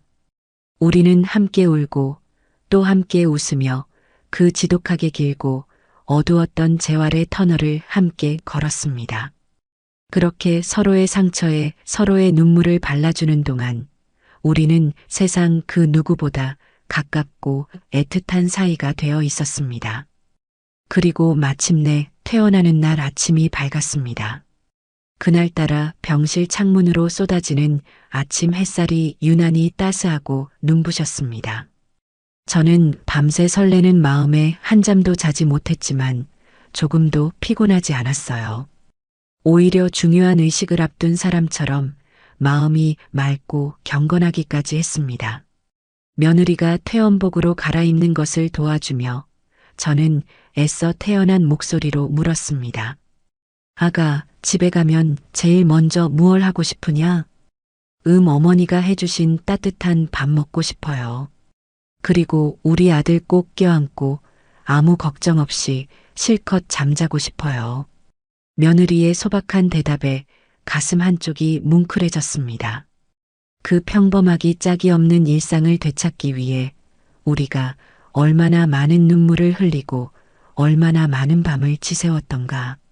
짐 정리를 거의 마쳤을 때 그동안 우리를 가족처럼 돌봐주었던 수간호사님이 들어와 제 손을 꼭 잡았습니다. 어머님, 정말 고생 많으셨어요. 어머님 같은 분은 제가 간호사 생활 30년 만에 처음 봬요. 수진 씨는 정말 복이 많은 사람이에요. 어머님의 그 지극한 사랑이 수진 씨를 다시 일으켜 세운 겁니다.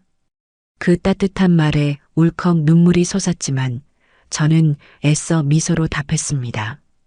병원 로비를 지나 현관문 앞에 섰을 때 아들이 며느리가 탄 휠체어를 밀고 나왔습니다.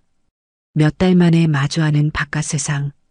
며느리는 눈이 부신 듯 살짝 얼굴을 찌푸렸지만 그 표정에는 분명 새로운 시작에 대한 설렘과 기쁨이 담겨 있었습니다. 바로 그 순간이었습니다.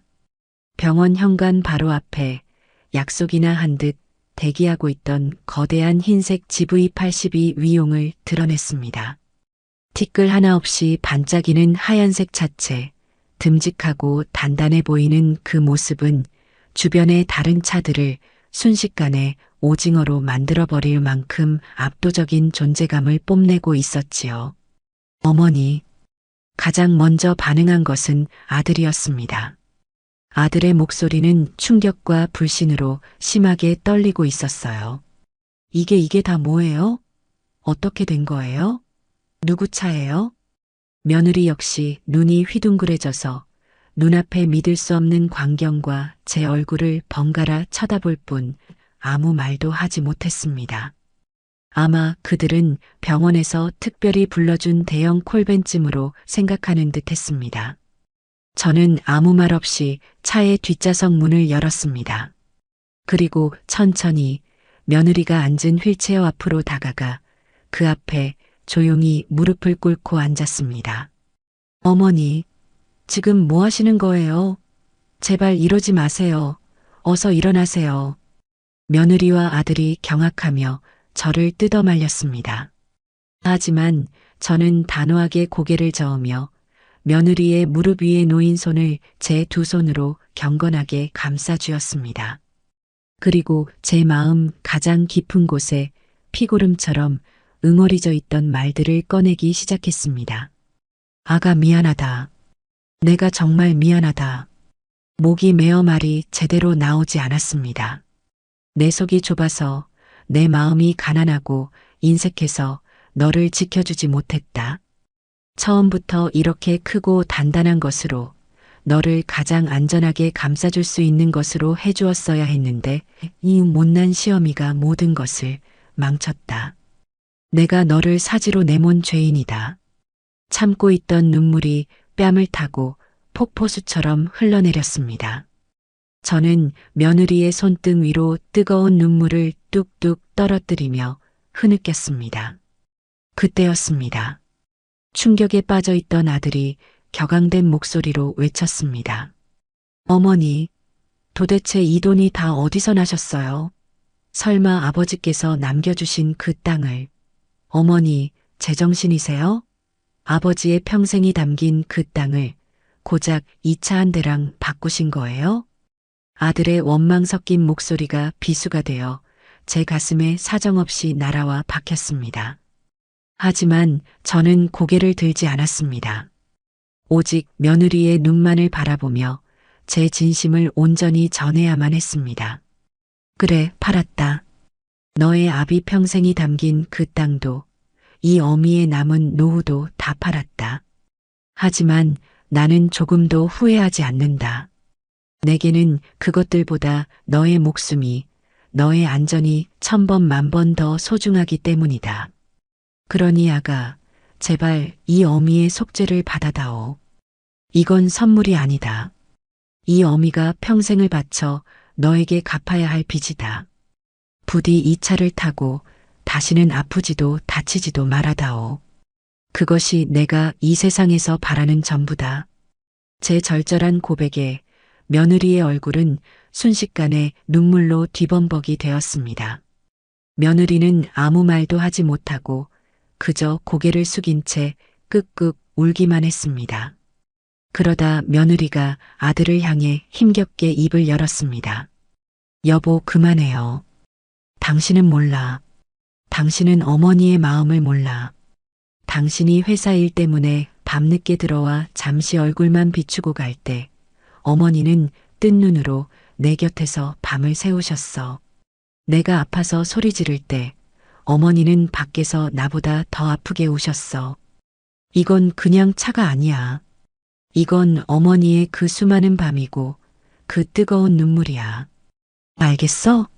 며느리는 떨리는 손으로 제 얼굴을 감싸 안았습니다. 어머니, 일어나세요. 제가 더 죄송해요. 못난 며느리 때문에 어머니께 이런 씻을 수 없는 짐을 지게 해드렸어요.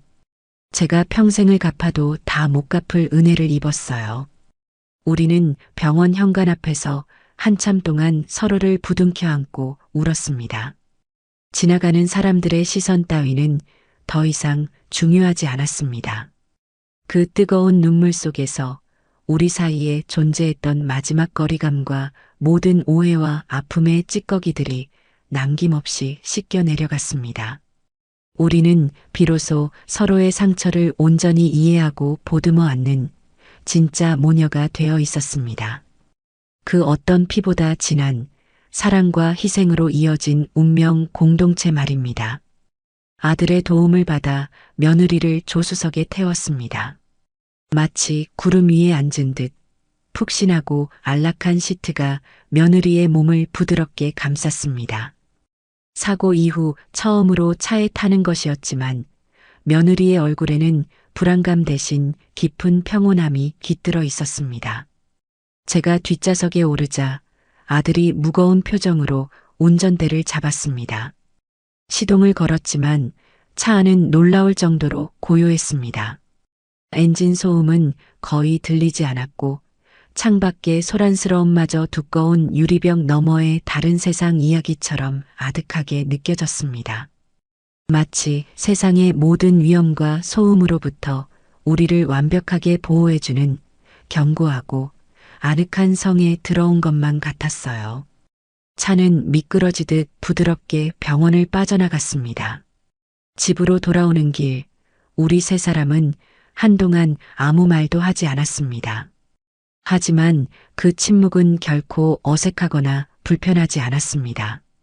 그것은 수만 마디의 말을 대신하는 이해와 용서와 사랑, 그리고 아직 채 풀리지 않은 아들의 무거운 마음까지 모두 담고 있는 복잡하고도 충만한 침묵이었습니다. 조수석에 앉은 며느리는 창밖으로 스쳐 지나가는 익숙한 풍경들을 가만히 바라보다가 이내 뒤를 돌아 제게 손을 내밀었습니다. 저는 말없이 며느리의 손을 맞잡았습니다. 따뜻하고 부드러운 며느리의 손. 그 온기를 통해 우리는 서로의 마음이 완벽하게 하나로 이어져 있음을 느낄 수 있었습니다. 그날 이후 하얀색 GV80은 우리 가족의 삶 깊숙이 들어와 새로운 희망의 상징이자 상처 입은 마음을 치유하는 움직이는 안식처가 되었습니다. 특히 며느리가 고통스러운 재활의 터널을 통과하는 동안 그 차는 묵묵하고 든든한 동반자가 되어 주었지요. 저는 매일 아침 며느리를 차에 태워 재활병원으로 향했습니다. 치료가 끝나면 우리는 곧장 집으로 돌아오지 않고 차를 몰아 잠시 강변이나 한적한 공원으로 가곤 했습니다. 차 안에 앉아 따뜻한 차를 마시며 강물이 유유히 흘러가는 것을 바라보는 것은 우리의 작은 행복이자 소중한 의식이었습니다. 재활 치료는 고통의 연속이었습니다. 며느리는 굳어진 근육을 풀기 위해 이를 악물고 운동을 했고 그 과정에서 수없이 눈물을 쏟았습니다. 어느 날은 치료를 받다 말고 통증을 이기지 못해 주저앉아 서럽게 울기도 했습니다. 저는 그런 며느리를 차에 태우고 시트 등받이를 뒤로 끝까지 젖혀주었습니다. 그리고 아무 말 없이 며느리가 좋아하는 잔잔한 음악을 틀어주었지요. 차 안의 아늑한 공간과 부드러운 음악 속에서 며느리는 지친 몸과 마음을 잠시나마 누일 수 있었습니다. 시간이 약이라는 말처럼 며느리의 상태는 하루가 다르게 좋아졌습니다. 석 달쯤 지났을까 며느리는 마침내 목발 없이도 제 힘으로 걸을 수 있게 되었습니다. 비틀거리면서도 거실을 한 바퀴 돌아 제 품에 안기던 날 우리 세 사람은 부둥켜 안고 한참을 울고 웃었습니다. 그날을 기념하기 위해 우리는 처음으로 조금 먼 곳으로 나들이를 갔습니다. 며느리가 좋아하던 바다가 보이는 작은 항구였어요. 휠체어나 목발 없이 오직 제 손의 의지에 백사장을 걷는 며느리의 뒷모습을 보며 저는 눈물이 핑 돌았습니다. 그리고 반년이 지났을 무렵 며느리는 제게 다시 운전대를 잡고 싶다는 뜻을 비쳤습니다. 사고의 끔찍한 기억을 이겨내려는 며느리의 용기가 대견하고 자랑스러웠습니다. 저는 망설임 없이 자동차 키를 건넸습니다. 우리는 인적이 드문 넓은 주차장에서부터 운전 연습을 시작했습니다. 처음 운전석에 앉은 며느리의 얼굴은 하얗게 질려 있었고 핸들을 잡은 손은 미세하게 떨리고 있었습니다. 어머니 무서워요. 제가 할 수 있을까요? 또 사고가 날 것만 같아요. 괜찮다 아가. 옆에 내가 있지 않으냐. 그리고 이 차를 보렴. 세상에서 가장 튼튼한 갑옷이 우리를 지켜주고 있는데 무엇이 무섭겠느냐. 천천히, 아주 천천히 해보자. 제 격려에 힘을 얻었는지 며느리는 심호흡을 하고 천천히 차를 움직이기 시작했습니다. 그날 이후 우리는 매일같이 운전 연습을 했습니다. 며느리는 놀라운 속도로 자신감을 되찾았고 이내 복잡한 시내 도로까지 능숙하게 운전할 수 있게 되었습니다. 스스로의 힘으로 트라우마를 극복하고 다시 운전대를 잡은 며느리의 얼굴에는 예전보다 한층 더 단단하고 성숙한 아름다움이 깃들어 있었습니다. 그리고 마침내 그날이 왔습니다. 사고가 난 지 꼭 1년이 되던 따스한 봄볕이 눈부시게 쏟아지던 주말 아침이었습니다. 그날은 제가 아닌 며느리가 직접 운전해서 저를 데리러 왔습니다. 완벽하게 건강을 되찾은 며느리는 제게 세상에서 가장 환한 미소를 지어 보였습니다. 어머니, 오늘 저랑 같이 가실 곳이 있어요. 며느리는 저를 조수석에 태우고 익숙한 길을 달려나갔습니다. 어디로 가는지 묻지 않았지만 저는 어렴풋이 짐작할 수 있었습니다. 그리고 며느리는 제게 말했습니다. 어머니, 작년 오늘 어머니는 제게 새로운 삶을 주셨어요. 그리고 이 차는 그 삶을 묵묵히 지켜주었고요. 이제 우리가 함께 얻어낸 이 소중한 삶으로 1년 동안 미뤄뒀던 우리의 첫 여행을 떠나고 싶어요. 며느리의 목소리는 떨림 없이 단단했습니다. 그 목소리에는 슬픔의 흔적 대신 희망과 감사의 마음만이 가득했습니다. 어머니, 우리 경복궁 가요. 그 말을 듣는 순간 제 눈에서는 뜨거운 눈물이 흘러내렸습니다. 하지만 그것은 더 이상 슬픔이나 후회의 눈물이 아니었습니다. 모든 시련을 이겨내고 마침내 맞이하게 된 찬란한 기쁨과 감사의 눈물이었습니다. 저는 말없이 고개를 끄덕였습니다. 며느리는 제 손 위로 자신의 손을 포개어 운전대 위 자동차 키를 함께 감싸 쥐었습니다. 우리의 새로운 길이 마침내 다시 시작되고 있었습니다.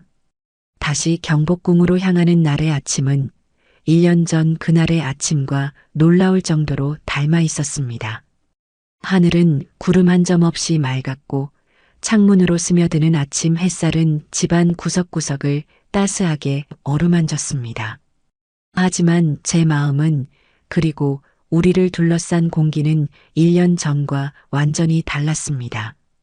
초조한 설렘과 불안한 기대감 대신 마음속에는 고요한 강물처럼 깊고 평온한 기쁨이 흐르고 있었습니다. 그날 아침 제 부엌에는 저 혼자가 아니었습니다. 며느리 수진이가 저보다 먼저 일어나 쌀을 씻고 있었습니다. 어머니, 오늘은 제가 솜씨 발휘 한번 해볼게요. 어머니는 옆에서 감동만 하세요. 며느리는 장난스럽게 웃으며 제게 말했습니다. 우리는 나란히 서서 김밥을 준비했습니다. 제가 달걀물을 풀면 며느리가 지단을 붙이고, 제가 시금치를 데치면 며느리가 물기를 꼭 짜서 조물조물 묻혔습니다.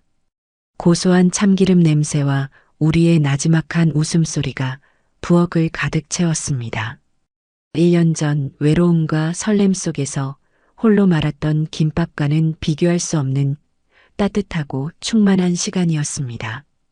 어머니, 근데 어머니 김밥이 역시 최고예요. 저는 아무리 해도 이 맛이 안 나요. 허허, 이 사람아. 칭찬은 고래도 춤추게 한다더니. 듣기 좋구나. 우리는 그렇게 서로 농담을 주고받으며 도시락 통 가득 김밥을 채웠습니다. 그 김밥은 더 이상 깨어진 약속의 상징이 아니었습니다. 함께 이겨낸 시련과 서로의 상처를 보듬으며 단단해진 사랑의 증표였지요. 외출 준비를 마치고 집을 나섰습니다. 현관 앞에는 우리 가족의 든든한 수호신이 된 하얀색 GV82 아침 햇살을 받아 눈부시게 빛나고 있었습니다. 이번에는 며느리가 운전석에, 제가 조수석에 앉았습니다. 아들과 손주는 뒷좌석에서 우리를 향해 손을 흔들어 주었습니다. 할머니, 엄마, 잘 다녀오세요. 제 선물 사오셔야 해요. 손주의 외침에 우리는 활짝 웃으며 손을 흔들어 주었습니다.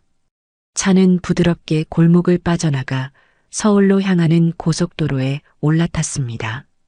서울로 가는 길은 멀게 느껴지지 않았습니다. 차창 밖으로 스쳐 지나가는 풍경은 1년 전과 다를 바 없었지만 그 풍경을 바라보는 우리의 마음은 완전히 새로웠습니다. 우리는 차 안에서 많은 이야기를 나누었습니다. 지난 1년간의 아픔과 기쁨, 그리고 서로에게 차마 하지 못했던 속마음까지도요. 어머니, 작년에 이 길을 오려고 했을 때가 생각나요. 그때는 그렇게 설레기만 했는데 세상에 무슨 일이 일어날지는 정말 아무도 모르는 거더라고요. 며느리의 목소리에는 이제 슬픔 대신 담담한 회고가 담겨 있었습니다. 지난 일은 다 강물에 흘려보내라, 아가. 중요한 것은 우리가 지금 이렇게 함께 있다는 것 아니냐. 우리는 오늘을 살아야지. 이 눈부신 오늘을. 저는 며느리의 어깨를 가만히 다독여 주었습니다. 며느리는 제 말에 고개를 끄덕이며 제게 옅은 미소를 지어 보였습니다. 어느새 차는 복잡한 서울 시내로 접어들었습니다. 높다란 빌딩 숲을 지나 마침내 저 멀리 광화문이 웅장한 모습이 시야에 들어왔습니다. 그 순간 제 심장이 쿵 하고 세차게 울렸습니다. 평생을 사진으로만, 텔레비전으로만 보아왔던 제 젊은 날의 아련한 꿈이자 동경이었던 그곳이 바로 눈앞에 있었습니다. 차에서 내려 광화문 앞에 섰을 때 저는 저도 모르게 두 손을 가슴에 모았습니다. 거대한 문과 그 뒤로 펼쳐진 북악산의 능선이 저를 압도하는 듯 했습니다. 어머니, 어떠세요? 좋구나. 정말 좋구나. 제 눈시울이 뜨거워지는 것을 본 며느리가 조용히 다가와 제 팔짱을 꼈습니다. 우리는 나란히 흙내문을 지나 근정전으로 향했습니다. 돌길을 걷는 제 발걸음 하나하나에 수십 년의 세월과 염원이 담겨 있는 듯 했습니다. 드디어 근정전 앞에 섰습니다. 제 친구가 사진을 찍었던 바로 그곳. 넓은 마당과 위험 있는 정각, 푸른 하늘과 어우러진 화려한 단청. 사진 속에서 보았던 것보다 훨씬 더 웅장하고 아름다웠습니다. 저는 잠시 며느리에게 양해를 구하고 홀로 난간으로 다가가 차가운 돌을 가만히 쓰다듬어 보았습니다. 수백 년의 시간이 깃든 돌의 감촉을 느끼며 눈을 감았습니다. 그러자 제 젊은 날부터 오늘에 이르기까지의 모든 시간이 파노라마처럼 스쳐 지나갔습니다. 서러웠던 시집살이, 남편과의 소박했던 행복, 아들을 키우던 기쁨, 그리고 며느리와의 아팠지만 찬란했던 시간까지 그 모든 세월이 결국 저를 이곳으로 이끌었구나 하는 생각에 가슴 벅찬 감동이 밀려왔습니다.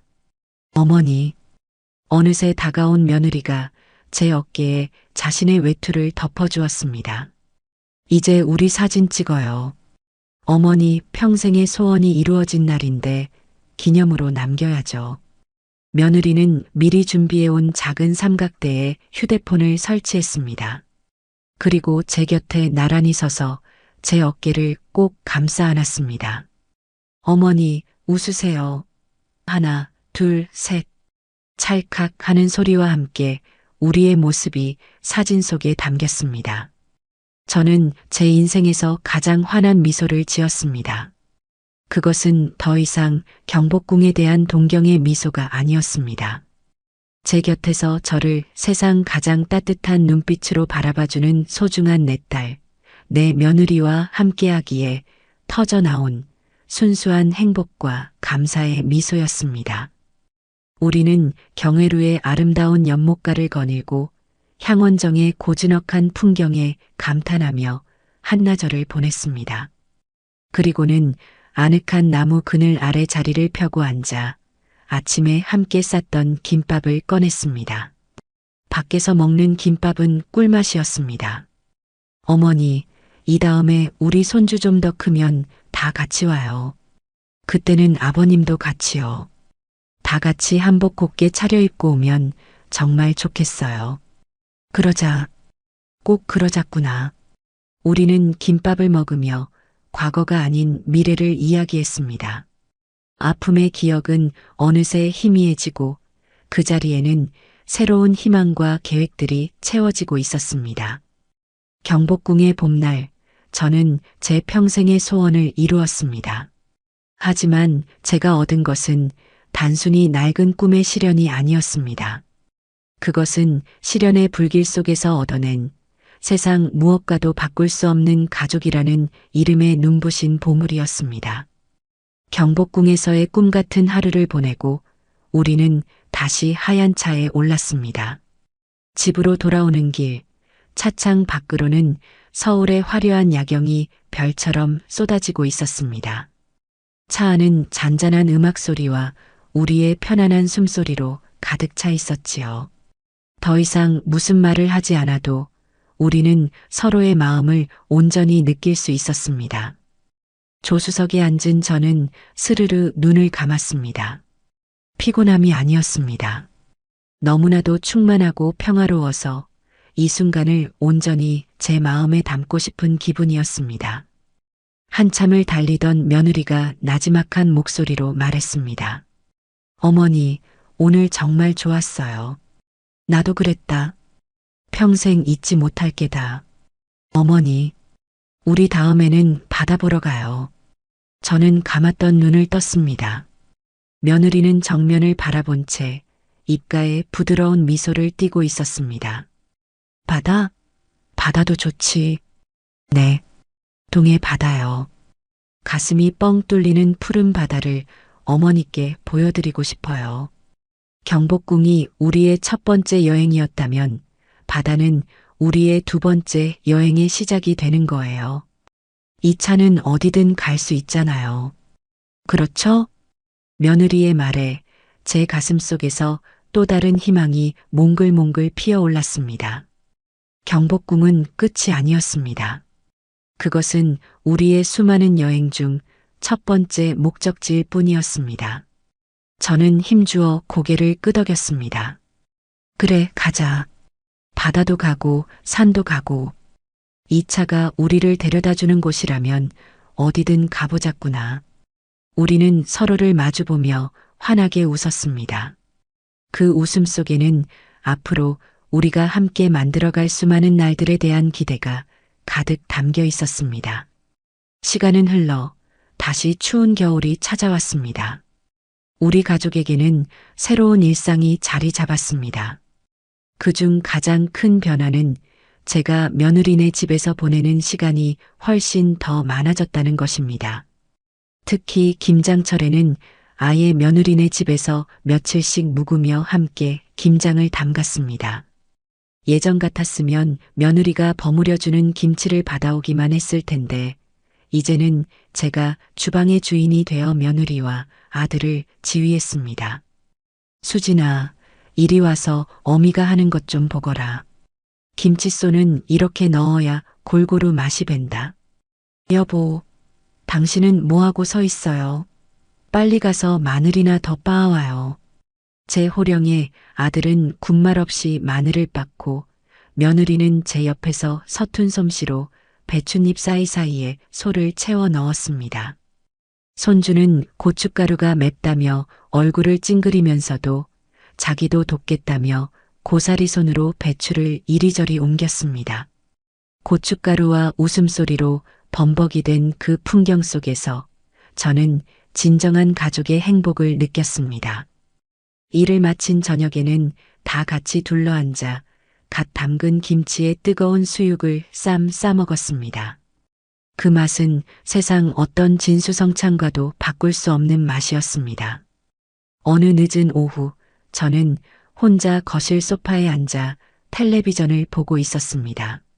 그때 현관문 비밀번호 누르는 소리가 들리더니 며느리가 불쑥 들어왔습니다. 퇴근하는 길에 들른 모양이었습니다. 어머니, 저 왔어요. 며느리의 손에는 김이 모락모락 나는 붕어빵 봉투가 들려 있었습니다. 어머나, 웬 붕어빵이냐? 오다 보니까 있기에 어머니 생각나서 사왔죠. 팥 좋아하세요? 슈크림 좋아하세요? 우리는 나란히 앉아 붕어빵을 나눠 먹었습니다. 아무런 특별한 이유 없이 그저 제가 생각나서 들렀다는 며느리의 마음이 붕어빵보다 더 달고 따뜻했습니다. 이제 우리의 만남에는 더 이상 거창한 이유나 목적이 필요 없었습니다. 안부를 묻기 위해 의무적으로 전화를 하거나 생신이나 명절 같은 특별한 날에만 얼굴을 보는 사이가 아니었으니까요.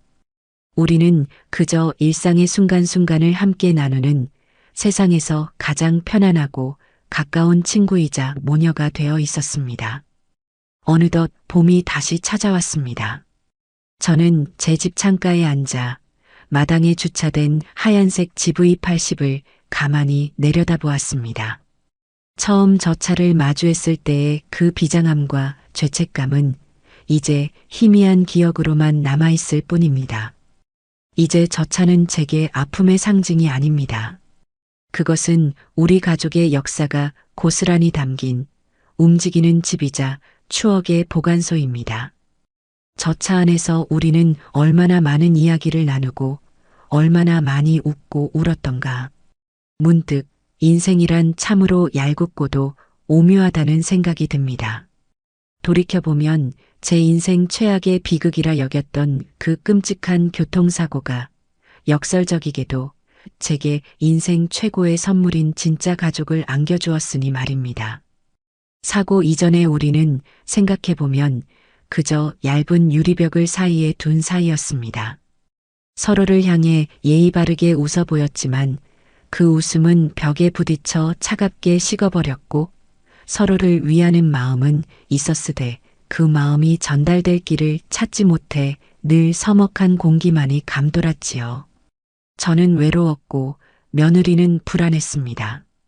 그 위태롭던 평화는 결국 끔찍한 파열음과 함께 산산조각이 나고 말았습니다.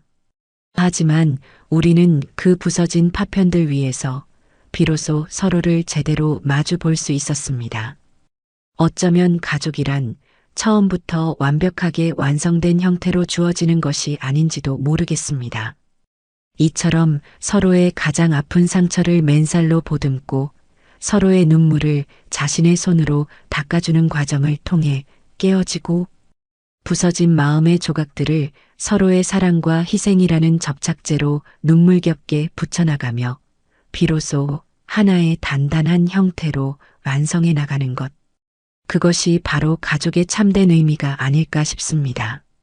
며느리가 병실에서 고통스러워하던 그 수많은 밤들, 제가 간이 침대에서 뜬 눈으로 지새우며 올렸던 그 수많은 기도들, 남편의 유산이었던 땅을 팔던 날의 그 시린 마음, 그리고 마침내 하얀 차의 열쇠를 건네며 함께 흘렸던 눈물까지.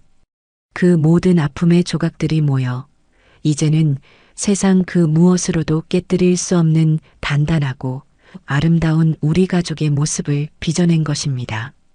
바로 그때 제 생각의 흐름을 깨우듯 휴대폰이 경쾌한 소리를 내며 울립니다.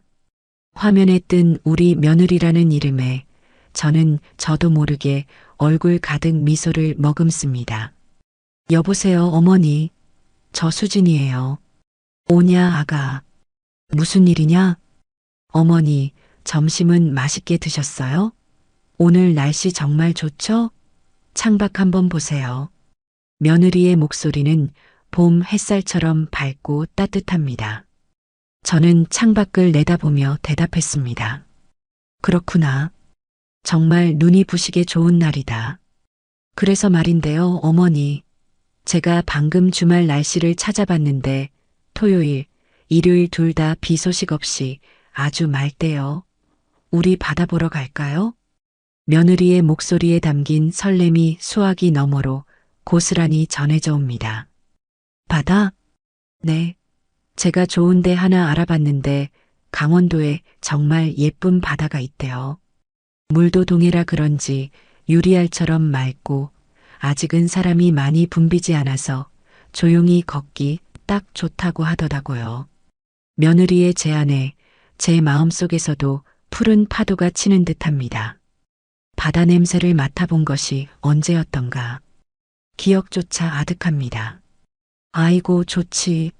당연히 좋고 말고. 바다 냄새 맡은 지도 정말 오래되었구나. 제 신난 목소리에 며느리도 신이 나는지 목소리가 한 톤 더 높아집니다. 그럼 우리 손주도 같이 가야지. 모래성도 쌓고 조개 껍데기도 줍고 할미랑 같이 파도랑 술래잡기도 하자고 전해주렴. 네, 어머니. 그럼 도시락은 제가 준비할게요. 이번에는 어머니 힘드시면 안 되니까요. 며느리의 기특한 말에 저는 웃으며 손사래를 쳤습니다. 아니다. 나들이의 재미는 뭐니 해도 김밥이다. 도시락은 이 어미가 쌀 테니 너는 우리 가족 모두를 태우고 안전하게 운전만 하거라. 그것이 너의 가장 큰 역할이다. 알겠어요, 어머니. 그럼 토요일 아침에 모시러 갈게요. 전화를 끊고 저는 다시 창밖을 바라봅니다. 마당 한편에 늠름하게 서 있는 하얀색 차. 이제 저 차는 제게 단순한 이동수단이 아닙니다. 저 차는 우리 가족의 모든 역사를 지켜본 말없는 증인이자 가장 끔찍했던 순간에 우리를 지켜주지 못했다는 나의 죄책감을 대신해 며느리의 남은 생을 지키겠다고 맹세한 든든한 수호신입니다. 저 차 안에서 우리는 얼마나 많은 이야기를 나누고 얼마나 많이 웃고 울었던가. 병원에서 집으로 돌아오던 날에 그 성스러운 침묵, 재활병원을 오가며 나누었던 고통과 격려, 다시 운전대를 잡은 며느리의 긴장과 환희. 그 모든 순간들이 파노라마처럼 차창 위로 스쳐 지나가는 듯합니다. 저 차는 우리의 움직이는 집이고 아늑한 안식처이며 상처를 치유하는 따뜻한 꽃이었습니다. 경복궁으로, 그리고 이제는 동해 바다로. 또 그 다음에는 어디로 가게 될까요? 단풍이 붉게 물드는 가을에는 내장산으로, 눈이 하얗게 내리는 겨울에는 대관령 양떼 목장으로, 어쩌면 더 멀리 유채꽃 만발한 제주도로 가게 될지도 모릅니다. 이제 우리 앞의 길에는 그 어떤 두려움도 망설임도 없습니다. 그저 설렘과 기대만이 가득할 뿐입니다. 며느리와 함께 가는 길이라면 그 길이 어디를 향하든 언제나 가장 안전하고 행복한 꽃길일 거라는 것을 저는 믿어 의심치 않습니다. 훗날, 아주 먼 훗날, 우리 손주가 자라 자신의 아이를 무릎에 앉히고 이야기해 줄지도 모릅니다. 자신의 엄마와 할머니가 어떻게 진짜 가족이 되었는지, 그리고 그 모든 여정을 함께했던, 눈처럼 희고 산처럼 든든했던 자동차에 대한 이야기를요. 우리의 길은 그렇게 또 다음 세대로 이어져 분명 별과 햇살 아래에서 끝없이, 그리고 더없이 아름답게 계속될 겁니다.